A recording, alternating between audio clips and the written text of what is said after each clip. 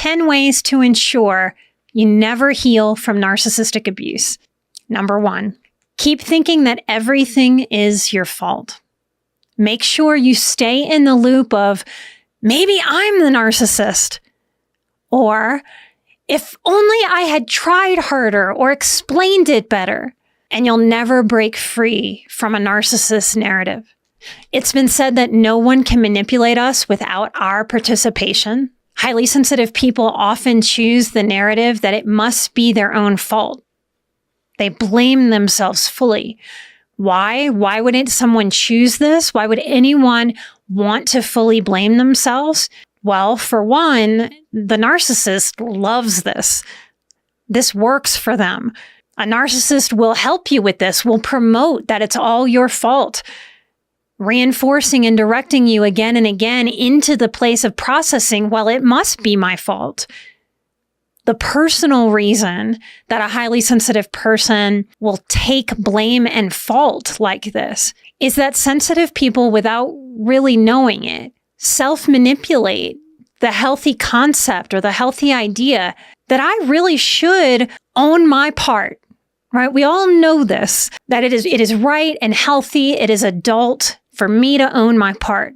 But a highly sensitive person takes this idea, and especially if there's a struggle or two people in conflict, takes this idea of everybody plays a part and I should own mine, and over-owns it in an attempt to model, hey, if I own my part, you, other person, narcissist in this dynamic, you will then own yours. I'll model that for you, right? Then we can come together and fix this and walk forward with more harmony. What happens in this dynamic is what I call over-ownership for the HSP. Over-ownership is just as sick as under-ownership. It's as if some part of a highly sensitive person decides that, hey, it's kind of better if it's all my fault. Not that they consciously think this, but this is the subconscious psychology at play. It's the subconscious belief system that runs our processes as we relate to ourselves and everybody else in this world. So the HSP in over-ownership has a belief system that says, wow, if it's all my fault, that makes the dilemma workable because I can do something about it, as opposed to the powerless idea that a relationship may be unreasonably dysfunctional and incompatible if one person is unwilling to own their part. Sensitive people sometimes completely dismiss the possibility that sometimes it's not me. A highly sensitive person will often stay in denial, as if over-owning their own stuff creates a path for the other person to own theirs. With someone else who's not personality disordered, this very well may work. Highly sensitive people like the control that self-blame gets us. So we wind up over-owning and blaming ourselves to stay in it and to keep working on it instead of dealing with what very well may be an unworkable incompatibility. So if you resonate with this and you want to self-blame, here it is. I'll go ahead and I'll give it to you. You want to blame? Here's what you can blame yourself for. For not knowing how to let another person be in ownership of their own crap. Blame yourself for not knowing how to properly distribute ownership. Likely because you had one or multiple parents who didn't know how to properly own their stuff. So own your stuff, but don't over-own your stuff if you want to heal. Or continue over-owning to ensure that you never heal and grow past narcissistic abuse. And I assure you that you can trust that if you over-own, you will keep aligning with people in your life who under-own. And this will keep you in the pattern of narcissistic abuse, chaos, confusion, and anti-peace, if you're lucky, for a lifetime. Number 2. Stay in contact with a narcissist just to be polite. This will ensure that you don't heal, especially if you ignore every red flag and gut instinct so that you can keep up appearances while destroying your own peace and sanity with politeness. If politeness trumps self-preservation, you might have been raised in the South because it's our culture to be polite at all costs. I mean, all costs. Or you may have been raised to present a very pretty picture while sweeping conflict and all dysfunction under a rug to keep up those appearances. In some ways, this might have been the ultimate principle the ultimate priority, the ultimate importance in certain dysfunctional family systems. Like me, you may have been raised in Southern culture, and maybe you got a double whammy like I did of Southern culture plus immature, inadequate parenting, which gave a huge double whammy of politeness and hiding directives to me consciously and subconsciously. Highly sensitive people who continue to value politeness and public preservation over self-preservation and authenticity will not heal from narcissistic abuse. They will continue struggling within these upsetting and disruptive relationships all the days of their lives. Highly sensitive people often know immediately. It's true, y'all. You might not want to admit it, but highly sensitive people often know immediately if a relationship is destined to be a drain, destined to be chaos and confusion. A highly sensitive person often knows immediately if immaturity is ruling the roost of a relationship.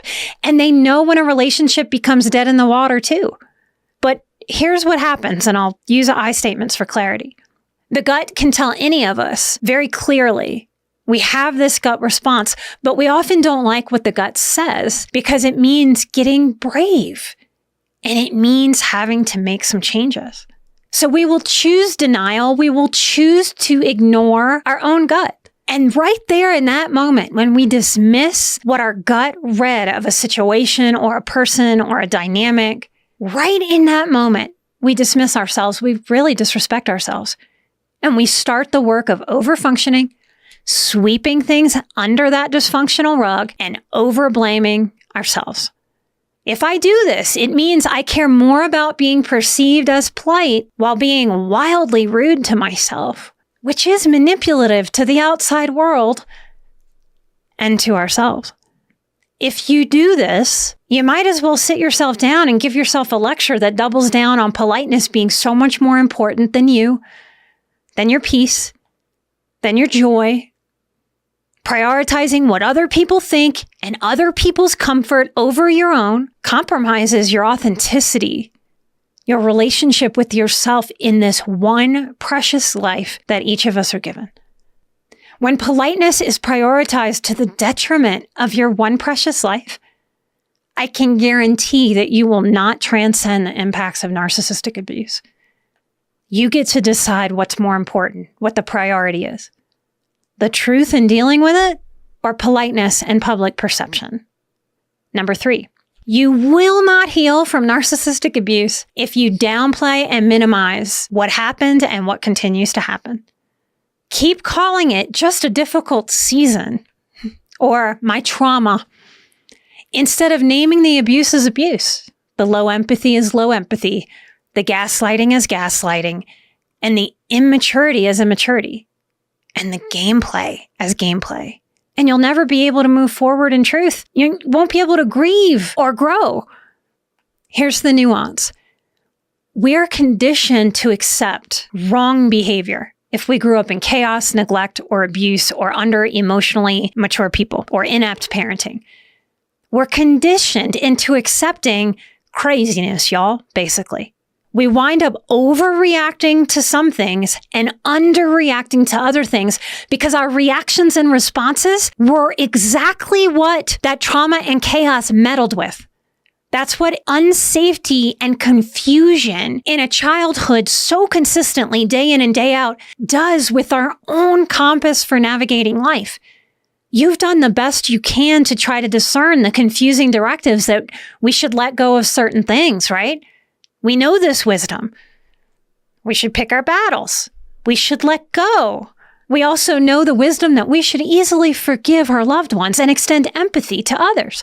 And it's often wise and pays off to avoid more conflict. It's confusing to figure out. Healing is unconfusing this very thing that I'm trying to name right now. Trauma confuses and meddles with our reactions. Healing reasonably recalibrates our understanding and our reactions so that we can learn to respond in healthiness instead of the chaos and confusion that we were taught and soaked up as children. We don't want to keep responding through what childhood dysfunction warped, which is our reactions, our responses, our ability to trust that gut response. See, we have to bury it. I had to bury my own gut response that would say, uh-oh, mom is here. You're in danger. Something's wrong. Something's bad. I couldn't deal with that as a child. I had to sweep it out of the rug. I had to pretend and play along to try to keep her rage from finding me. It's not a fun thought, and a lot of times therapists like to pussyfoot around this because we don't want to, the phrase is blame the victim, right? But the hard truth, and I find that we heal faster, better, with more ease and speed when we deal with the real truth, is that our childhood trauma warps how we receive healthiness and dysfunction. And healing is righting that. Healing is recalibrating and adjusting so that we're calibrated to healthiness and reasonableness, self-respect, instead of eating it and sweeping things under the rug, practicing denial, playing, which really is a form of manipulating.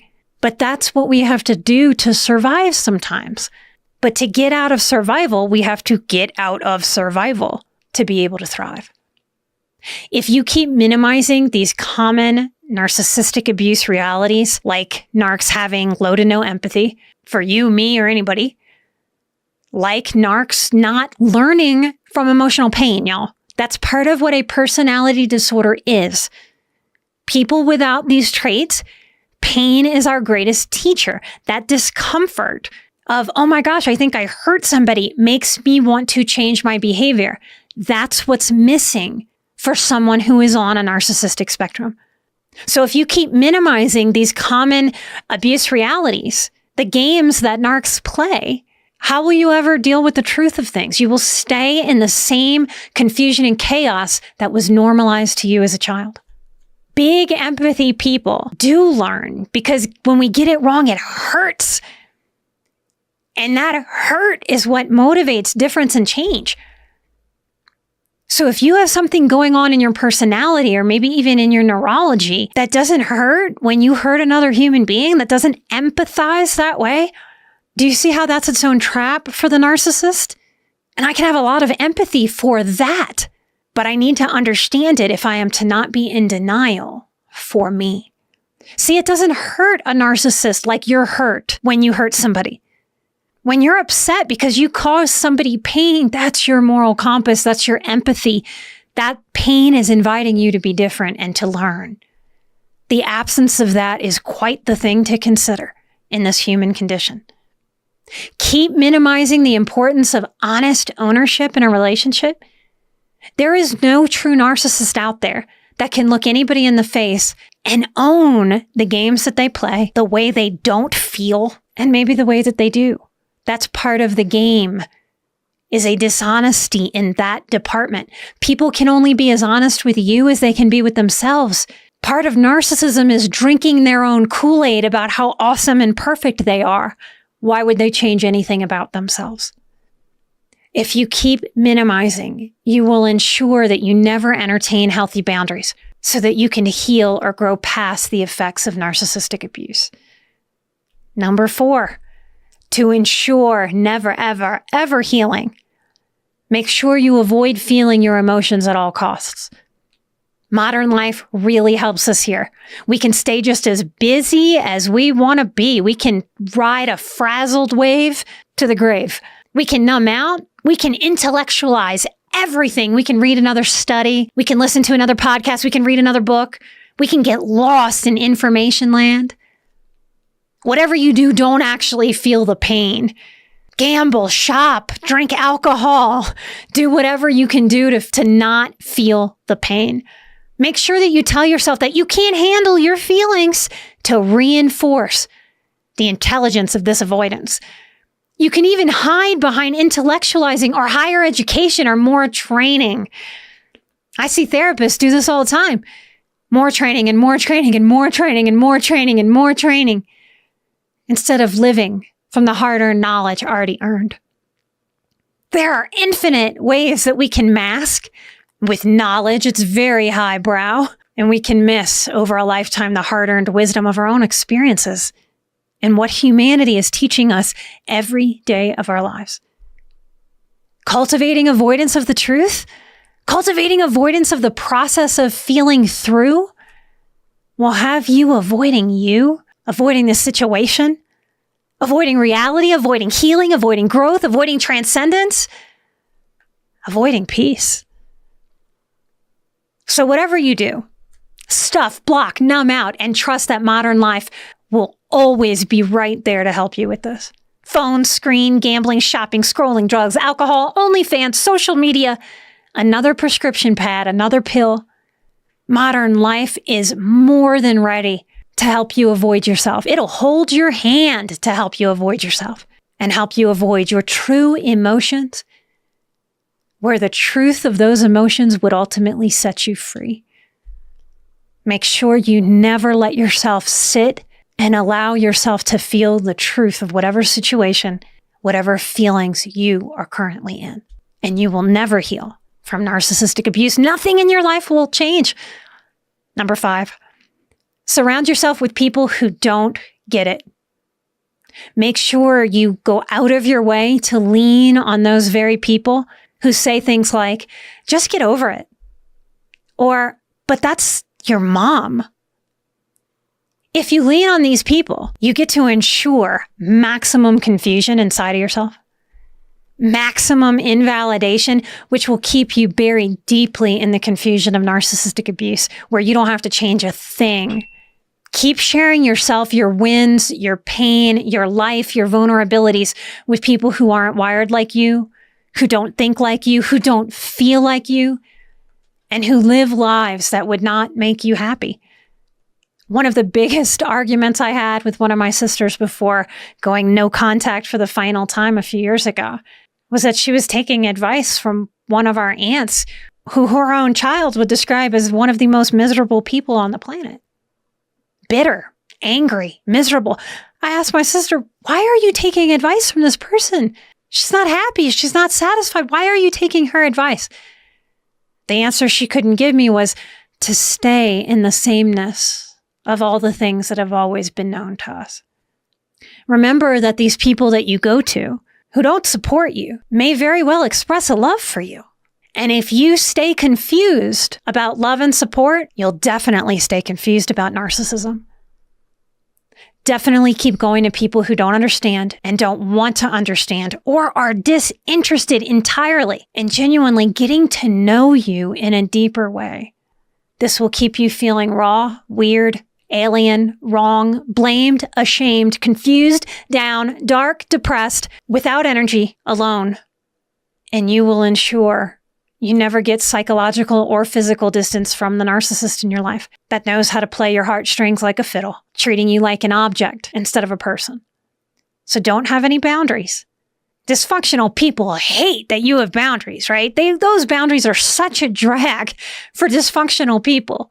Make sure that you keep spending time with and befriending people who you can be a friend to, but who can't really reciprocate friendship or support to you. This is a surefire way to ensure never healing from narcissistic abuse or getting out from under its dark cloud.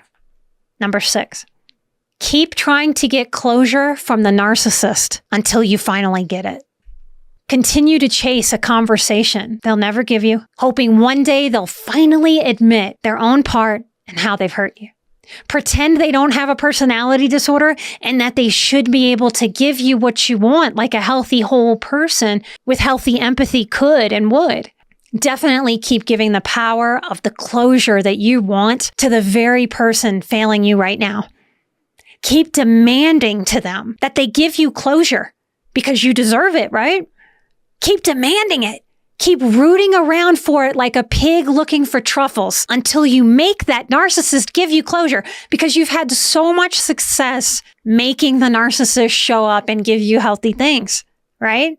I mean, that's why you're here listening to this, because you've been so successful getting the narcissist in your life to give you what you want and need so far, right? They'll definitely give you closure. Definitely pour all of your energy into making your narcissist give you that closure. It will work wonders beyond your wildest dreams to ensure that you never ever heal and stay stuck. Number 7, make sure that if you get away from a narcissist, you repeat the pattern in new relationships really quickly. Jump into another connection without reflection, growth work, Time to get to know yourself and make sure that you ignore all the familiar red flags. Staying the same has never been easier, y'all. Number 8, ignore your gut instincts.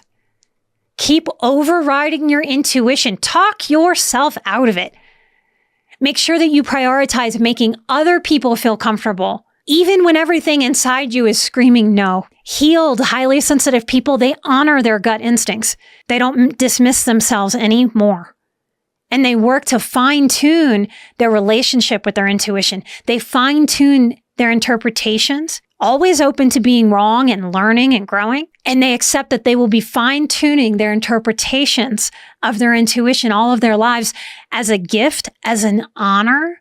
Growing in trust and understanding year after year after year is what a highly sensitive person gets to do when they learn what it is to honor the truth of who they are and use the gift of their intuition. If you never want to heal or change or grow, ignoring your intuitive gut is a fabulous way. You will get what you want if you continue to talk yourself out of your gut response. Number 9. Avoid therapy, especially with therapists that call you out. Make sure you go to one of those therapists who only ask you to talk and talk and talk and validate you. Avoid good therapy or any really true inner deep work. Who needs boundaries anyway, y'all? Nobody really needs healing tools or support. You could white knuckle it forever. Why would you get help when you could white knuckle it? Overwhelm and confusion can sort of feel like old drinking buddies, can't they? Kind of hollow and spiritually empty, but always available for a drink, a bitch session. Overwhelm and confusion are amazingly always available for you to hang out with. They could be your very best friends. They could hang out with you more than any other aspect. Who needs real friends and connections anyway when you could stay in chaos? I mean, who needs peace and calm and clarity when overwhelm and confusion are so dramatic and interesting and entertaining? Therapy would ruin your relationship with your best buds of overwhelm and confusion. So do your best to steer clear of any depth, any awareness or work that might have you changing. Beware. And number 10. Settle for the daydream and ignore reality. It really is possible to wait a lifetime to see if somebody else's potential will actualize. And while you're doing that, what do you think happens to your own potential? Many childhood survivors fall in love again and again and again and again with the fairy tale of someone's potential. And they refuse to deal with the truth of the narcissist standing in front of them, that they are who they are and will not be different than how they have presented in this lifetime. To ensure you never move beyond narcissistic abuse dynamics, make sure you stay very, very loyal and generous to the narcissist in your life. Keep sweeping that truth under the rug. Make your own dreams center around the narc changing and getting it one day. Make sure that your own dreams take a back seat in your one precious life and let chaos stay in that driver's seat. If you try hard enough and stay very committed to dysfunction, you, any of us, we could stay miserable and exhausted all of the days of our lives. When we worship the power of denial, we can keep generational trauma and emotional neglect going. We don't even need someone else to show up and neglect us. We will show up and neglect ourselves like good little dysfunctional soldiers. So cheers to never ever changing, y'all, because it's hard work to change. Who needs that? I hope today's sarcastic episode gave you a laugh along with some very important insights. If you want to be a part of the discussion about this episode or any other, or you want to check out content that is only released behind a paywall, that is for my communities, come support the show and my work continuing to get out all across the world, and come support your own honest growth and development. Come hang out with me at the Patreon, patreon.com/emotionalbadass. Peace is available if you want it and you're willing to work for it. And I want you to know in all seriousness and no sarcasm that you are the only person on this entire planet, you, who can decide to give peace to yourself, who can decide to deal with the actual non-emotional truth of things. and strategize your life away from dysfunction and towards groundedness, towards thriving. Remember, it's a hard truth, but when we embrace the truth, it does set us free, no matter what happened to us as kids. And no matter what is happening in our personal or larger worlds right now in this very moment, in the end, it does boil down to what we allow and what we don't. What we're willing to learn and change and what we're not. Are we willing to keep the status quo just to keep it? Just because we see most people keeping the status quo? Or will we bravely step up for ourselves, own what we need to own, and give ourselves great permission to change? Change towards the light, change towards more peace, change towards more satisfaction and fulfillment. If you want to do some group coaching with me, come to emotionalbadass.com/peace. You can check out the Breakthrough Peace program. If you want a smaller bite that you can sort of sample my work and how I work, and this episode resonated with you, you're welcome to check out my workshop that you can work on your own in your own time, called Mapping Your Recovery from Narcissistic Abuse. That's a great way to sort of bite off a little bite of what I offer and see how that feels to you. See if I'm a right person for you to learn with and invest in and grow with. I am an emotional badass. You are an emotional badass. And together we are where Moxie meets mindful. Light and love. And I will see you right here next time for a brand new episode. Till then, take care. Light and love. Bye-bye.